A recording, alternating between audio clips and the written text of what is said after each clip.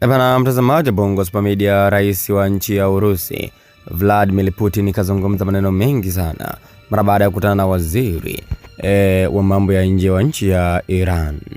Rais Putin kazungumza maneno haya, mimi nanukuu: si Urusi pekee bali sasa dunia nzima inawasifu watu wa Iran kwa ustahimilivu wao mbele ya Marekani na kwa ushindi wao katika vita hivi visivyo vya usawa na visivyo vya haki. Mwisho kunukuu. Haya ni maneno ambayo amezungumza Rais Putin akisema kwamba Iran hivi vita amevishinda na havikuwa na usawa kabisa wala havikuwa ni vya haki. Lakini pia waziri wa mambo ya nje wa nchi ya Iran Abbas Araghchi kazungumza maneno haya, mimi nanukuu kama yalivyo: tunawashukuru marafiki zetu wa Urusi kwa msaada wao katika kipindi chote cha vita, na tunatangaza azimio la Iran la kuendeleza uhusiano wa kimkakati na ushirikiano na Urusi chini ya hali mpya kabisa. Moja kunukuu. Hayo ni maneno ya kwake Abbas Araghchi akimwambia kiongozi wa Urusi Vladimir Putin.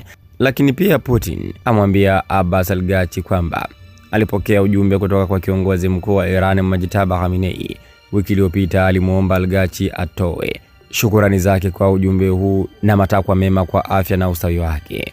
Kiongozi huyo wa Urusi alibainisha kuwa watu wa Iran wanapigana kwa ujasiri na kishujaa sana kwa ajili ya uhuru wao. Kulingana naye, Urusi inatumai kwamba watu wa Iran watapita katika kipindi hiki kigumu cha majaribio na kwamba imani itakuja tu.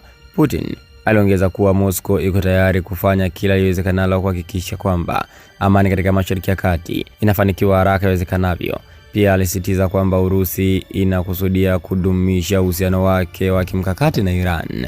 Mtazamaji, mshamona Putin yuko upande wa Iran kwa asilimia zote 100, na kama kuna asilimia 1000 basi yupo katika asilimia zote 1000. Maoni yako ni yapi? Andika hapo katika sehemu ya comment.